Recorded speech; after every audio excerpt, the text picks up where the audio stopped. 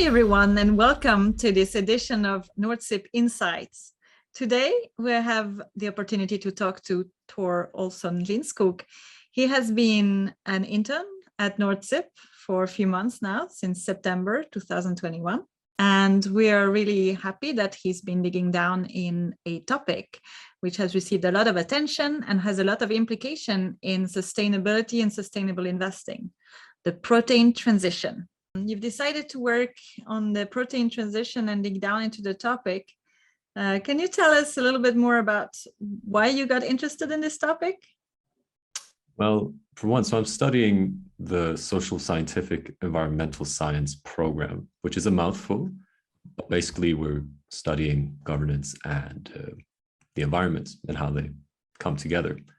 And we've been touching on the question on why animal agriculture has such a huge environmental impact or climate impact. And looking into that kind of raises the question then, but what is being done if cattle is responsible for about 14% of emissions, then what are we doing about it? There were three things that you told me that it really surprised you when you went deeper down into the subject. Can you tell us what these three things are? Mm-hmm. So first and foremost, the sheer complexity of this issue. It's on grand scale, it's global. And secondly, it was the cultivated meats having been sort of a pie in the sky, if you will, is showing itself to not be a very viable solution, perhaps, in the end. And on top of that, generally the environmental and health aspects of these alternative proteins we'll be talking about have been overstated. So generally the idea is that they're good for you and they're good for the environment, but maybe that's not always the case, basically. So tell us why, first of all, why is it such a surprise? And then also, what is so complex about protein transition? Firstly, when we're looking at the protein transition, it's generally presented as something that's pretty simple, that if we eat less meat, consume less proteins from animals, things will be better. But that's very easily summarized, right? It doesn't really pertain to any of the complexities. So I think I myself was of that bias coming into this, assuming that, well, this seems simple enough. We just eat less meat and things go better, right? And it kind of dawned upon me pretty quickly that that is not really the case here, that like any other global phenomenon, there are a lot of intricate issues and a lot of connections. You're looking at supply chains, you're looking at everything. It's a global matter, which means that it's going to have global problems, basically. And so one of the things that you based your research on is what you could find on internet to start with, right? And I think what you started looking at the beginning was some of the white papers that are put out there by the industry and alternative protein producers. And looks like they give you a certain idea of what the industry is about, and that may be a little bit biased. Firstly, I agree. As I was saying before beginning to research the topic, it was sort of validating what I originally thought, thinking like, oh, look, we can just change. If we just eat less meat again. So many of these papers were basically just saying that what we need to make this transition happen is investors and more innovations, basically. But many of these white papers also failed to sort of mention how that was going to happen, often mentioning the ideal case rather than the realistic case. Yeah, so it was a lot of that. It was really hard to actually find something that was looking at it from a more science-based point of view, or analyzing the actual industry and what would be required of the industry to make these global changes. Again, like very complex changes. There was a lack of that. All right. So what you tried to find out then, and then to get into the paper, you started by defining what the protein transition is made of in a way. And so I think what was the first step is to understand what types of alternative proteins they are. Can you walk us through that? Absolutely. So there are actually quite a few, but the ones that are generally presented in the literature or any form of article is plant-based proteins, fermented proteins, and cultivated proteins, or lab-grown proteins, as they're called. So basically, plant-based is what it sounds like. It is these alternatives a protein alternative that's based on plants. It can be soybeans, it can be peas, anything, plants, really. And then the fermented products are not only fungi, but they're microbial organisms that you're growing in a controlled environment, basically. So you can turn it into fungi, you can turn it into algae, and so on. And a very good example there is corn, right? The brand that's existed since the 80s and is producing these fungi-based products like fungi fillets and so on. And they have many different functions as well than the cultivated meats or the lab-grown meats, which are to some at least considered the sort of end all of solutions here, but in reality, it doesn't seem that way. So basically what you do is you take enzymes, often from cow fetuses, and you put them into bioreactors. So the process itself is a lot like fermentation, where you grow a protein en masse in a controlled environment. And eventually you can produce different types of cuts of meat. So if you want a pork loin, you can take a pork loin protein or molecule, you can put it in a machine, and with time it will produce that cut of meat for you. Very briefly put.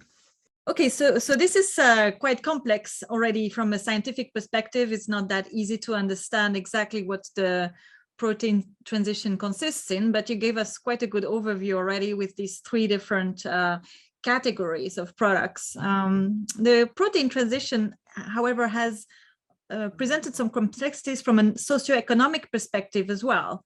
Do you think you could explain to us what the ins and outs are there, and what kind of complexities surprised you? Yeah, so basically the definition of protein alternatives is that they are to compete with conventional meats, beef or pork, in terms of their price and their flavor.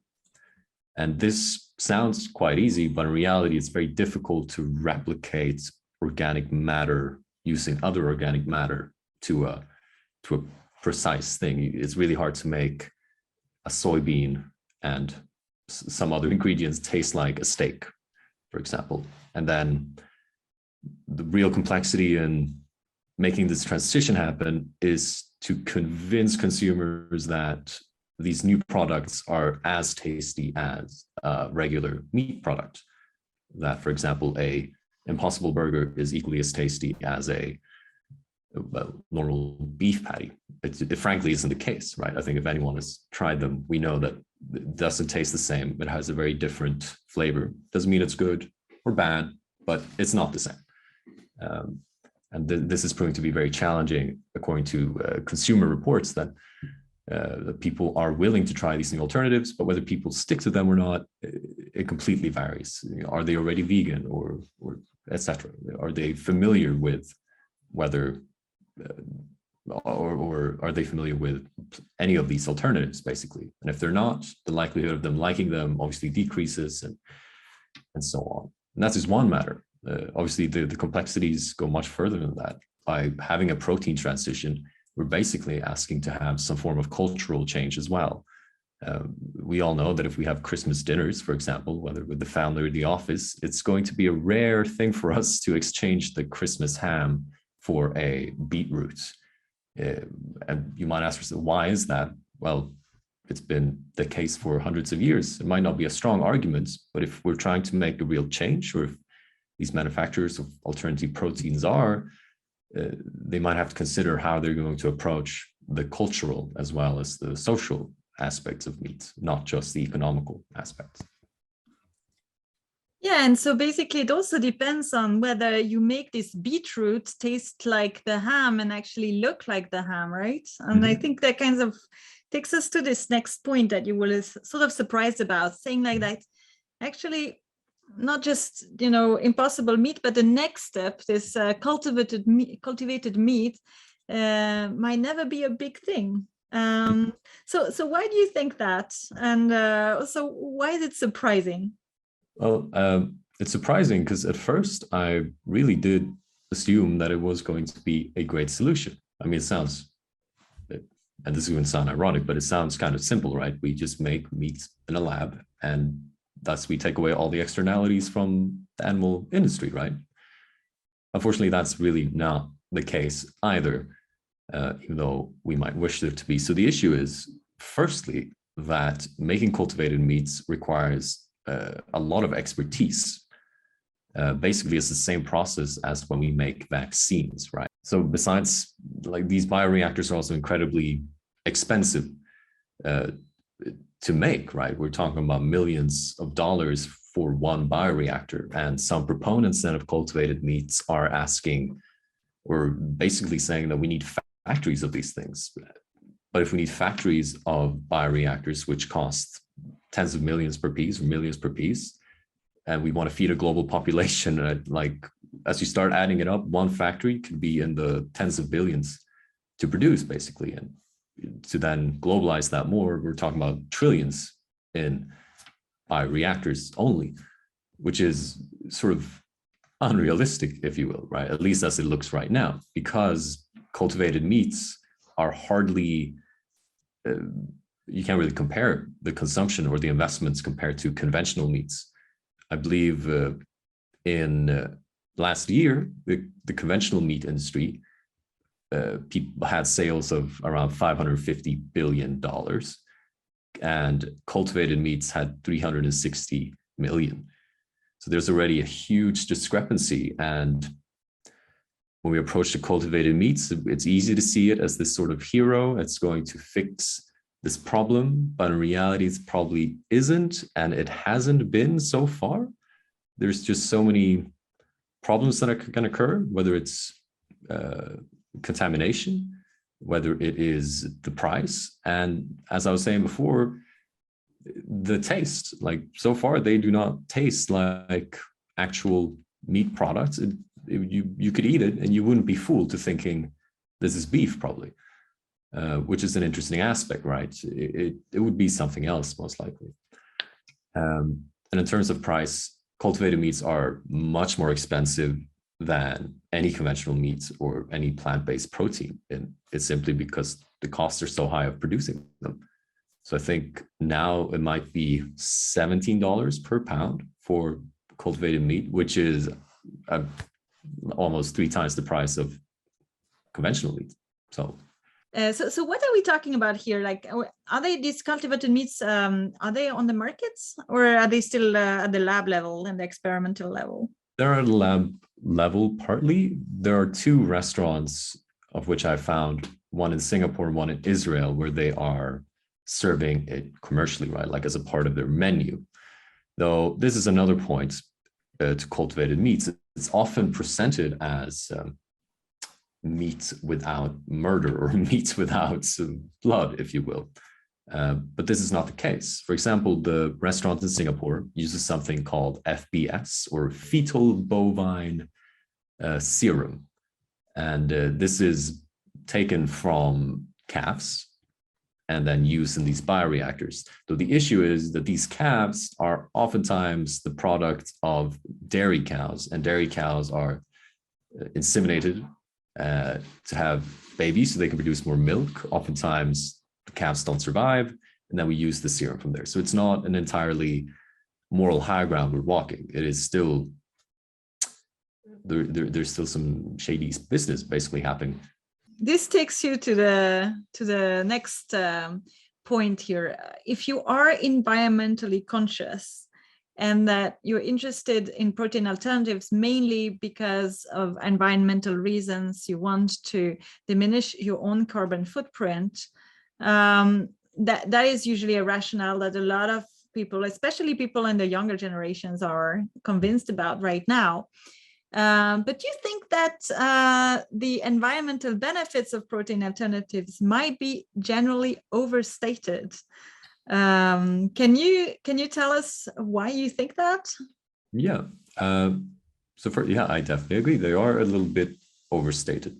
The first thing I want to clarify, don't get me wrong, these alternatives are, on the bigger scheme of things, probably a lot better than beef would be, but we can't fool ourselves to saying that they are negating all types of environmental impact. That is simply not the case, right? So for one, plant-based proteins, or plant-based alternatives, they're often based on, for example, soybeans.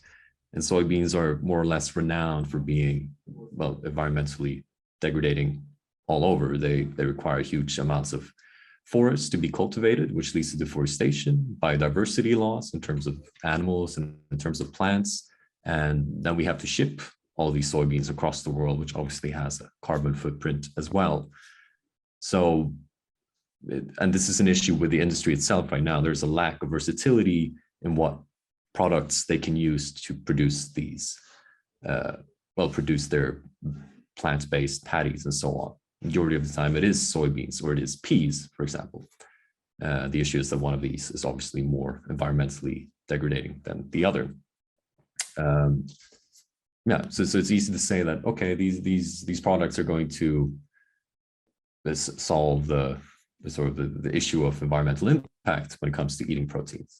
But that is not really the case. It's going to have an impact, but that impact will not solve everything, right? Right. But if we think about the fact that we're going to eat less meat, and instead of meat, we're eating these protein alternatives, then all the soybeans that I currently use to feeding the cattle are going to be transformed and available for the production of soy-based, plant-based alternatives.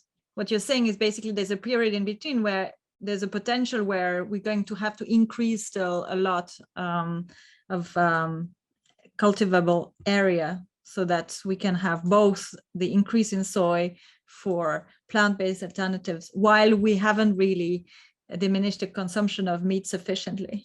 Exactly. And thank you for bringing that point up. It is a good point as well that, well, yeah, as we're not seeing meat consumption going down anywhere in the world, it is in fact increasing all over the world. The whole world is suffering from a overconsumption of protein, at least the Western economies for sure, where most adults consume twice the daily amount, right? So what we're seeing is sort of this dual increase. We're seeing an increase in regular conventional protein or animal proteins, and we're also seeing an increase in alternatives. And here's the kicker, right? If soybeans, I think 80% of soybeans is used to feed animal cattle, right? The other 20% is for human consumption, which means that whichever way we go, we're probably going to see an increase, or we're seeing one. We're feeding the cattle and it's increasing still, and we're making more alternatives, which means it's increasing there as well, which implies that we need more soybean farms and need to deforest more, and the demands are so high on both ends of this spectrum that it's complicated. And in addition to the environmental aspects that sometimes may be overstated, the health aspect may also be slightly biased. What do you think about that? Yeah, and this might not come as a surprise to anyone, but most people really enjoy fast food. And this is what we're seeing most alternative proteins being turned into. And in this case, plant-based and fermented products serve as the best example, since they're the only commercially available, but the ones that are often come packaged as either chicken nuggets or beef patties or something associated to fast food. When we eat fast food, we're slathering it with sauce, we're putting bacon bits on it, we're consuming it with fries and so on. And it's not healthy for us, nonetheless, even though we might like to believe that, right? Eating any amount of fast food a lot is not good for you. But on the more bright side, we can correlate, or we, scientists, they have correlated that there is a difference between the more red meats you eat, the higher risk you have of cardiovascular disease or diabetes and cancer. So cutting back on those and exchanging them for protein alternatives is good for you. That's good for your health. And in the plant-based industry, for example, there's the process called extrusion. And extrusion is basically compressing a bunch of stuff mechanically or putting it under pressure to get a certain type of texture or form. And this is just like any other processed meat. Well, it's the same effect, really, right? You're taking a bunch of ingredients and you're putting them together to get an end product. And what goes into it, that might be, we don't really know, do we? It could be a lot of sugar or etc. And when it comes to getting to the next frontier, I mean, there's something we haven't really talked about yet, you haven't mentioned, but There are also people who believe that insects might be the next big thing in the protein transition. And this work has inspired you to look a little bit more into it. Can you tell us more? Yeah, absolutely. So writing this article, I, towards the end of it, found out that the EU has now approved the consumption of mealworms, which means that it can be sold in Europe without a problem. It's deregulated, or how you want to put it. You might want to edit that out. I don't know that word so well. And mealworms, I'm just these are the worms that are like this kind of like big white things that you feed your hamsters usually, right? Yeah, exactly.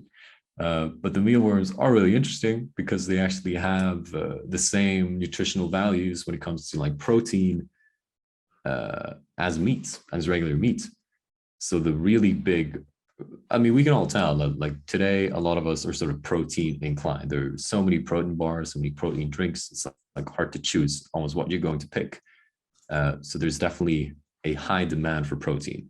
And with insects, there's a huge supply of them as well, right? So they might actually be opening up consumers to a whole new frontier of protein consumption.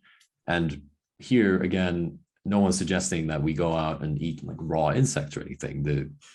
It's being suggested more as a ingredient to already existing foods. So maybe you spice up your stew with some mealworm extracts and you get that extra protein. You'll probably get some funky flavor and so on.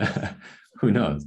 But it is something that it's a changing trend, and it's just it's, or at least they're hypothetically saying that having insects farms would also help us reach a circular economy, since we can take a lot of the food waste, and we know the world really does waste a lot of food annually, but this food can then be put into insects farms, and then we can eat the insects who eat the trash, and so on and so on.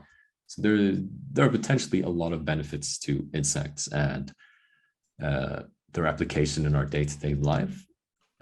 But the real challenge will be getting over the so-called yuck factor amongst consumers. Not only is it a new food, it's also insects, which I think a lot of us are not too keen to put in our mouths anytime soon, really, or eat. But well, baby steps, baby steps. But they are going to be part of your day-to-day life soon, from what I understand. Oh, yes, exactly. I'll be writing my master's essay or thesis on this topic, in fact, and looking into why the EU would choose this time to legalize the consumption of mealworms and what has led up to that. How did this happen? So I'm very excited to look into that much deeper in the coming months. And we look forward to reading your thesis about this exciting topic. Yeah. Thank you, Tor, for this exciting project that you've been leading together with us during these past few months. And thank you for this summary today.